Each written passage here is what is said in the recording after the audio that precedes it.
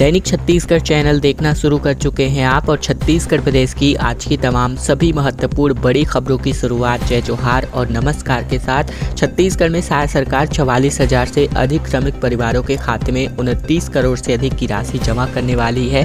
श्रम विभाग के 6 योजनाओं का फायदा श्रमिक परिवारों को मिलने जा रहा है।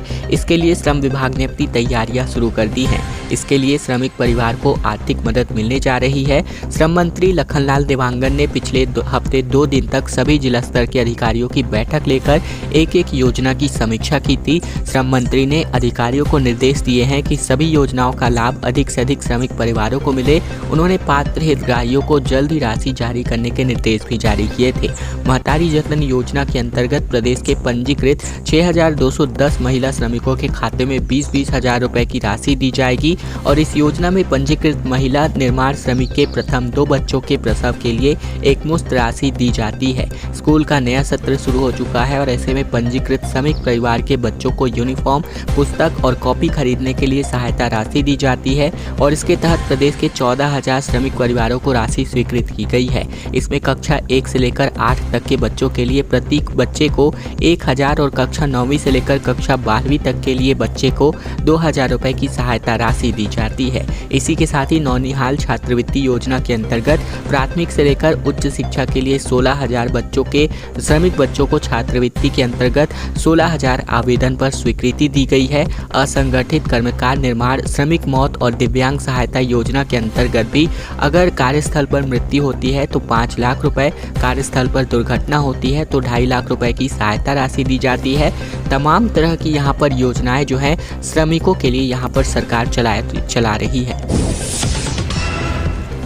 प्रदेश के सभी संभागों में बारिश को लेकर अलर्ट जारी हुआ है, जहां बस्तर में भारी बारिश की चेतावनी दी गई है। 22 जिलों में हल्की से लेकर मध्यम बारिश के आसार नजर आ रहे हैं। दरअसल छत्तीसगढ़ में मौसम का मिजाज एक बार फिर बदलने वाला है, जहां मौसम विज्ञान विभाग ने प्रदेश के सभी जिलों में बारिश की चेतावनी जारी की है। बस्तर में भारी बारिश के आसार है तो वहीं प्रदेश के सभी संभागों में 22 जिलों में हल्की से लेकर मध्यम वर्षा होने के आसार हैं। कुछ जिलों में तेज हवा और गरज चमक के साथ बारिश होगी। इसी के साथ बता दें कि मानसून के आगमन के बाद भी लगातार 3 दिन तक बारिश नहीं होने की वजह से उमस और गर्मी का माहौल था। मौसम वैज्ञानिकों ने मानसूनी गतिविधियों के अनुमान बीते दिन से लगाए थे, यानी 26 जून को कुछ जिलों में हल्की से लेकर मध्यम बारिश हुई, जिसके बाद तापमान में अच्छी गिरावट देखने को मिली है। इससे लोगों को गर्मी और उमस और साथ ही बेचैनी से कुछ राहत जरूर मिली है। मौसम विज्ञान विभाग के मुताबिक आने वाले 5 दिनों तक प्रदेश के अधिकांश स्थानों पर वर्षा होगी। बीते दिनों बुधवार को राजधानी रायपुर सहित राज्य के कई हिस्सों में बारिश रिकॉर्ड की गई और बारिश के चलते तापमान 37 डिग्री से गिरकर 26 डिग्री सेल्सियस पर जा गिरा है। मौसम विज्ञान विभाग ने रायपुर, बस्तर, बिलासपुर, सरगुजा और दुर्ग संभाग के 22 जिलों में हल्की से लेकर के मध्यम बारिश का अलर्ट जारी किया है, तो वहीं रायपुर के गरियाबंद जिले के कुछ इलाकों में अच्छी खासी बारिश हो सकती है। बस्तर में भारी बारिश का येलो अलर्ट जारी है, जबकि कोंडागांव, दंतेवाड़ा, सुकमा, बीजापुर, नारायणपुर में मध्यम से भारी बारिश की संभावना जताई गई है। बिलासपुर में बीते दिन मेगा प्लेसमेंट कैंप का आयोजन किया गया, जहां बड़ी संख्या में लोग नौकरी की चाह में कैंप में बायोडाटा लेकर पहुंचे। जहां निजी कंपनियों के द्वारा इंटरव्यू के बाद लगभग 1300 युवाओं को कैंप में ही ऑफर लेटर जारी कर दिए गए। स्थानीय विधायक अमर अग्रवाल ने समापन समारोह में युवाओं को ऑफर लेटर बांटकर शुभकामनाएं दी। तकनीकी शिक्षा और रोजगार मंत्री विजय शर्मा ने फोन के जरिए कैंप के सफल आयोजन के लिए जिला प्रशासन को बधाई दी। साथ ही उन्होंने आने वाले समय में इस तरह के और कैंप लगाने को कहा है। लकीराम अग्रवाल स्मृति ऑडिटोरियम में आयोजित किए गए मेगा प्लेसमेंट कैंप में 43 नियोक्ता कंपनियों ने 6,420 पदों के लिए भर्ती करवाने में रुचि दिखाई थी, तो वहीं 5,500 आवेदकों ने फॉर्म लिया था। 3,800 युवाओं ने आवेदन दिया, जिसमें से 1,300 लोगों को ऑफर लेटर दिया गया है। कार्यक्रम में मुख्य अतिथि मेगा प्लेसमेंट कैंप का आयोजन करते हुए मुख्यमंत्री साय के पहल पर आयोजित किए गए इस मेगा प्लेसमेंट कैंप में लोगों को अच्छा प्रतिसाद मिला है। छत्तीसगढ़ के नगरीय निकाय और त्रिस्तरीय पंचायत चुनाव की कवायद अब शुरू हो चुकी है, जहां आयुक्त अजय सिंह ने सभी आवश्यक तैयारियां समय पर सुनिश्चित करने पर जोर जारी किया है। छत्तीसगढ़ राज्य निर्वाचन आयुक्त अजय सिंह ने कार्यभार ग्रहण करते ही आगामी समय में होने वाले नगरीय निकायों और त्रिस्तरीय पंचायतों के आम निर्वाचन की तैयारियां तेजी से करने की कवायद शुरू कर दी है।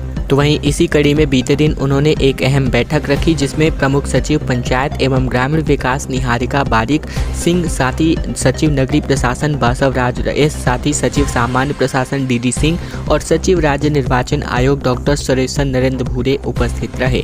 बैठक में नगरीय निकायों और त्रिस्तरीय पंचायतों के वार्डों के परिसीमन की प्रक्रिया के संबंध में चर्चा करते हुए आयुक्त अजय सिंह ने इसे समय सीमा पर कराने पर जोर दिया। इस मौके पर उन्होंने समय समय पर उच्चतम न्यायालय द्वारा निर्वाचन से संबंधित दिए गए महत्वपूर्ण निर्देशों का पालन सुनिश्चित करने पर भी बल दिया है। 1 जुलाई से पूरे देश में 3 नए कानून जो है लागू होने जा रहे हैं। दरअसल बात करें तो अक्षय कुमार के निर्देशानुसार बीते दिन जनपद पंचायत के सभागार में 1 जुलाई से देश में लागू होने वाले नए कानून भारतीय नागरिक सुरक्षा संहिता 2023, इसी के साथ भारतीय न्याय संहिता 2023 व भारतीय साक्ष्य संहिता 2023 के अंतर्गत जानकारी देने के उद्देश्य से विशेष कार्यशाला का आयोजन किया गया। इस कार्यशाला में केसकाल थाना प्रभारी के साथ साथ स्थानीय जनप्रतिनिधि, अधिकारी एवं पत्रकार साथियों को नए कानून से जुड़ी विभिन्न प्रकार की महत्वपूर्ण जानकारियां दी गई। कार्यशाला का समापन जनप्रतिनिधियों और अधिकारियों ने पुलिस विभाग को धन्यवाद देते हुए कहा। साथ ही बात करें तो यहाँ पर आने वाले 1 जुलाई से प्रदेश में और पूरे देश में 3 नए सुरक्षा कानून के साथ साथ जो कानून है वो लागू होने वाले हैं और इसमें बड़े बदलाव हो सकते हैं। दिल्ली समेत कुल 3 राज्यों से अब बिलासपुर कनेक्ट हो चुका है और सबसे सस्ती टिकट भी यहां से मिल रही है। बिलासपुर एयरपोर्ट में नाइट लैंडिंग और रक्षा मंत्रालय से वापस ली गई 287 करोड़ जमीन का सीमांकन अटका हुआ है। जमीन वापस लेने के बाद जिला प्रशासन को सीमांकन करना है। नाइट लैंडिंग के लिए DVOR नेविगेशन सिस्टम इंस्टॉल किया जाना है और राज्य शासन चाहे तो यहाँ दोनों काम 100 दिन के अंदर ही पूरे कर सकती है। लेकिन इससे एयरपोर्ट का विस्तार होगा और नाइट लैंडिंग शुरू होने की वजह से यहाँ नाइट लैंडिंग की समस्या जो संख्या है वो भी बढ़ेगी और 4C एयरपोर्ट के लिए काम शुरू हो सकेगा। वहीं भाजपा ने अपने संकल्प पत्र में बिलासपुर के लिए जिन प्रमुख कार्यों को शामिल किया है उनमें एयरपोर्ट में सुविधा विस्तार और नाइट लैंडिंग की सुविधा शामिल है। वहीं इस पर सरकार की ये 100 दिन का रोड मैप हुआ है, जिसमें यह बताने का प्रयास किया गया है कि अगर सरकार चाहे तो अब एयरपोर्ट की जमीन का सीमांकन और नाइट लैंडिंग का कार्य 1 माह में ही पूर्ण करके आगे की सुविधाओं के लिए काम शुरू कर सकता है। एलायंस एयर द्वारा नए शेड्यूल जारी करने के बाद अब बिलासपुर से दिल्ली, प्रयागराज और जबलपुर, कोलकाता, जगदलपुर के लिए जो फ्लाइट है वो शुरू हो चुकी है। पहली बार जगदलपुर और बिलासपुर के बीच फ्लाइट शुरू हुई है और इसी के साथ ही प्रयागराज और जबलपुर की बंद हुए फ्लाइटों को भी शुरू किया जा चुका है। लेकिन नाइट लैंडिंग और सेना की जमीन से लेकर एयरपोर्ट विस्तार का मामला अभी भी पहल के अभाव में अटका हुआ है। और अब नई शिक्षा नीति में 33 नहीं बल्कि 40% नंबर अगर आते हैं तभी पास माने जाएंगे। छत्तीसगढ़ के विश्वविद्यालयों में नई शिक्षा नीति लागू हो चुकी है। प्राइवेट परीक्षार्थी भी अब सेमेस्टर एग्जाम्स देने वाले हैं। छत्तीसगढ़ में इसी सत्र से नई शिक्षा नीति जो है लागू हो रही है और इसी के अंतर्गत स्नातक स्तर के सभी कोर्सेज में पढ़ाई सेमेस्टर के माध्यम से होगी। तो वहीं पासिंग मार्क्स में भी बदलाव किया गया है, यानी BA, BSc, BSc home science, BCom, BCA और BBA में परीक्षा पास करने के लिए 33 की जगहों पर अब 40% अंक लाने अनिवार्य होंगे। नई शिक्षा नीति को इसी साल स्नातक प्रथम वर्ष से लागू किया जा रहा है, इसीलिए पासिंग नंबर का सिस्टम सिर्फ UG यानी अंडर ग्रेजुएट प्रथम वर्ष के लिए ही रहेगा। आंतरिक मूल्यांकन में 30% अंक मिलेंगे और इसके लिए कॉलेज अपने स्तर पर टेस्ट लेने वाले हैं। 70% अंकों के लिए सेमेस्टर की परीक्षा होगी। तो वहीं दोनों को जोड़कर पास होने के लिए न्यूनतम 40% अंक लाना अनिवार्य होने वाला है। हालांकि अभी इंदिरा संगीत विश्वविद्यालय, खैरागढ़ और सुंदरलाल शर्मा ओपन यूनिवर्सिटी में इसे लागू नहीं किया जाएगा। छत्तीसगढ़ के बस्तर संभाग में बीते दिन झमाझम बारिश का दौर चढ़ा, जहां दंतेवाड़ा में आकाशीय बिजली गिरने की वजह से 7 मवेशियों की जान चली गई। छत्तीसगढ़ के अगर हम जगदलपुर, दंतेवाड़ा, बीजापुर और सुकमा की बात करें तो झमाझम बारिश का दौर यहां जारी है। दंतेवाड़ा में आकाशीय बिजली गिरने की वजह से 7 मवेशियों की मृत्यु हो गई। तो वहीं रायगढ़ में गुरुवार शाम को अचानक से मौसम ने करवट ली और 4 दिन बाद एक बार फिर से तेज बारिश शुरू हो गई। इसके चलते लोगों को राहत मिली है। रायपुर सहित कई जिलों में बारिश की संभावना संभावना भी जताई गई है, लेकिन मौसम शुष्क ही रहा। हालांकि बीते दिन बारिश की वजह से पारा जो है 10 से 11 डिग्री सेल्सियस तक कम हो गया। अब प्रदेश में मानसून पूरी तरीके से सक्रिय हो चुका है। 24 घंटे के दौरान बलरामपुर कुसमी में 42 मिलीमीटर, जबकि पिंडरा रोड बलरामपुर जिले के शंकरगढ़, साथ ही वाड्रफनगर और कोरबा करतला में तकरीबन 30 मिलीमीटर बारिश रिकॉर्ड हुई। साथ ही जसपुर के मनोरा, वहीं शक्ति के मालखरौदा में तकरीबन 15 मिलीमीटर, बिलासपुर बेलगहना में 8.2 मिलीमीटर, जबकि बालोद में 7 मिलीमीटर बारिश रिकॉर्ड की गई। प्रदेश में 1 जून से लेकर अब तक 44% कम बारिश रिकॉर्ड की गई है अब तक के रिकॉर्डों के मुताबिक। कांग्रेस की फैक्ट फाइंडिंग कमेटी का आज से प्रदेश दौरा शुरू होने जा रहा है, जिसमें छत्तीसगढ़ के 3 बड़े शहरों में ये बैठकों होंगी, लोकसभावार समीक्षा होंगी। कांग्रेस फैक्ट फाइंडिंग कमेटी आज से छत्तीसगढ़ दौरे पर जा रही है, जहां कमेटी के सदस्य 4 दिनों तक प्रदेश के दौरे पर रहेंगे। लोकसभा चुनाव में खराब प्रदर्शन को लेकर मोइली कमेटी के दौरे से इस पहले अंदरूनी हलचलें बढ़ गई हैं। मोइली कमेटी प्रदेश के 3 शहरों में जाकर बैठकें करेंगे और वहां के नेता कार्यकर्ताओं से मुलाकात करेंगे।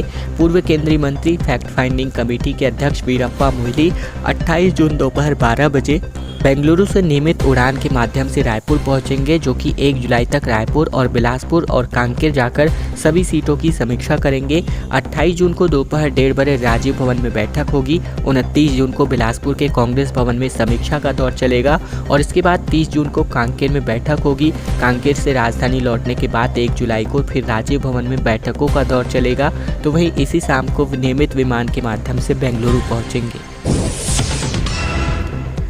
जियो के प्लान्स में जो है यहाँ पर जो बढ़ोतरी है, कीमतों में बढ़ोतरी, वो आपको देखने को मिल रही है। इसके लिए अब आपको ज़्यादा पैसे चुकाने होंगे। देश की सबसे बड़ी दूरसंचार कंपनी रिलायंस जियो ने अपने सभी प्लान की कीमतों में तकरीबन 12.5% से लेकर 25% तक की बढ़ोतरी करने के साथ ही नए प्लान्स को भी अब लॉन्च करने की घोषणा कर दी है।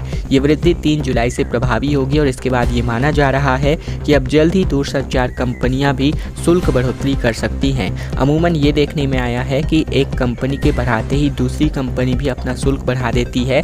जियो ने बताया है कि वर्तमान प्लान्स का उपयोग कर रहे ग्राहकों पर ये बढ़ोतरी लागू नहीं होगी। जियो भारत या जियो फोन वर्तमान प्लान में कोई बदलाव नहीं किया गया है। कंपनी ने पोस्टपेड प्लान में बढ़ोतरी की है। 299 वाला प्लान अब 349, 399 वाला 449 रुपये का हो गया है। 5G और AI तकनीक में निवेश के लिए ये कदम उठाया जा रहा है। मुकेश अंबानी ने कहा कि ये नए प्लान की शुरुआत उद्योग में नवाचार को आगे बढ़ाने और 5G और AI तकनीक में निवेश के माध्यम से सतत विकास को आगे बढ़ाने की दिशा में कदम है। छत्तीसगढ़ में पहली बार फ्लाईओवर के नीचे स्पोर्ट्स जोन बनेगा। साथ ही क्रिकेट, बैडमिंटन और बास्केटबॉल समेत तमाम स्पोर्ट्स बच्चे इसमें खेल सकते हैं। रायपुर में 15 से 20 दिन में बनकर ये तैयार हो जाएगा। रायपुर फ्लाईओवर के नीचे नगर निगम प्रदेश का पहला स्पोर्ट्स जोन तैयार करने जा रहा है। पंडरी और तेलीबांधा एक्सप्रेसवे के नीचे क्रिकेट, बैडमिंटन, बास्केटबॉल, वॉलीबॉल खेलने की व्यवस्था होगी। तकरीबन 4000 स्क्वायर फीट में इसका एरिया होगा। रायपुर कमिश्नर अविनाश मिश्रा ने बताया कि अगले 15 से 20 दिनों में ये पूरी तरह बनकर तैयार हो जाएगा। पंडित रविशंकर शुक्ल वार्ड और MIC सदस्य आकाश तिवारी ने बताया कि उनके वार्ड में एक भी खेल का मैदान नहीं है, जिसके कारण वार्ड के बच्चों को खेलने के लिए दूसरे मैदानों पर जाना पड़ता है। पंडरी में स्पोर्ट्स जोन बनने के बाद वार्ड के बच्चे और खिलाड़ियों के लिए नई सुविधाएं अब मिलने वाली हैं। मंत्री OP चौधरी ने बच्चों के साथ भोजन किया। रायगढ़ में प्रवेशोत्सव के कार्यक्रम के दौरान शामिल हुए स्कूल के दिनों को इन्होंने याद किया। छत्तीसगढ़ में नया शिक्षण सत्र शुरू हो चुका है। रायगढ़ जिले में भी 26 जून से स्कूलों के दरवाजे खोल दिए गए। जिले के शासकीय अंग्रेजी माध्यम नटवर स्कूल में रायगढ़ में जिला स्तरीय शाला प्रवेशोत्सव का आयोजन किया गया। कार्यक्रम के मुख्य अतिथि के रूप में प्रदेश के वित्त मंत्री OP चौधरी शामिल हुए। मंत्री OP चौधरी ने बच्चों को तिलक लगाकर उनका स्वागत किया। साथ ही उन्हें फ्री गणवेश और पाठ्य पुस्तक भी प्रदान किए। इस दौरान स्कूल में न्योता भोजन का भी आयोजन किया गया, जिसमें वित्त मंत्री और रायगढ़ विधायक OP चौधरी ने बच्चों के साथ बैठकर भोजन का भी लुत्फ लिया। एक्स गर्लफ्रेंड को चाकू से गोदने वाला का जो है पुलिस ने जुलूस निकाला, जहां छत्तीसगढ़ पुलिस ने सीन रिक्रिएशन कराया। गिफ्ट नहीं लौटाने पर 11 वार करके जो है दिन दहाड़े मारकर हत्या कर दी गई थी। छत्तीसगढ़ के गौरेला पिंडा मरवाही में लड़की की हत्या करने वाले आरोपी दुर्गेश प्रजापति का पुलिस ने बीते दिन जुलूस निकाला। आरोपी को पुलिस ने उसी जगह पर लेकर जहां पर पहुंची जहां से उसने लड़की का पीछा करना शुरू किया था। इसके बाद वारदात वाले स्थल पर ले गई और उससे रिक्रिएशन करवाया। पुलिस ने वारदात में इस्तेमाल किए गए धारदार हथियार और हत्या के दौरान पहने गए कपड़े को भी बरामद कर लिया है। आरोपी ने हत्या के बाद उसे फेंक दिया था। पुलिस ने आरोपी को कोर्ट में पेश करने के बाद जेल भेज दिया है। झगराखांड निवासी रंजना यादव की बुधवार को दिन दहाड़े चाकू मारकर हत्या कर दी गई थी, जहां आरोपी ने चाकू से कई वार करने के बाद उसका गला भी रेत दिया था और फिर वहां से भाग निकला था। पीडीएस का 1 रुपये वाला चावल 2 रुपये में पॉलिश करने के बाद 23 रुपये में आगे बिक रहा है और ये ब्रांडेड बनकर के ग्राहकों को 60 रुपये में मिल रहा है और इस रैकेट का भंडाफोड़ हो चुका है। छत्तीसगढ़ के पीडीएस सिस्टम में चावल को खरीदने, पॉलिश कराने और उस पर ब्रांडेड में बदलकर रिटेल स्टोर के माध्यम से लोगों के घरों तक पहुंचाया जा रहा है। इस खेल में रैकेट सक्रिय है। वहीं जिस चावल को लोग रिटेल स्टोर में महंगा चावल समझकर 40 से 60 रुपये में खरीद रहे हैं, हो सकता है वो नकली हो या फिर ये भी संभव है कि वो पीडीएस सिस्टम का चावल हो। इसका आकार कितना बड़ा है उसे ऐसे समझ सकते हैं कि प्रदेश में कुल 57,11,000 बीपीएल और 9,44,000 एपीएल कार्ड हैं। बीपीएल कार्ड धारकों को 1 रुपये किलो के हिसाब से 35 किलो चावल की पात्रता है, तो वहीं एपीएल को 10 रुपये के हिसाब से 15 किलो चावल की पात्रता है। हकीकत में आधे से ज़्यादा एपीएल कार्डधारी दुकानों से खाने का चावल नहीं खरीदते। ऐसे बीपीएल कार्डधारों की संख्या 30% के आसपास है। बचे हुए इसी चावल को खरीदकर मशीन में पॉलिश करके महंगे दामों में लोगों के घरों तक पहुंचाया जा रहा है। अनुमान के मुताबिक 192,000 टन चावल रैकेट के पास पहुंचने की आशंका है। अगर इसकी वास्तविक कीमत 35 रुपये भी माने तो तकरीबन 672 करोड़ रुपए की कीमत का चावल इस हेरा फेरी का शिकार होते जा रहा है।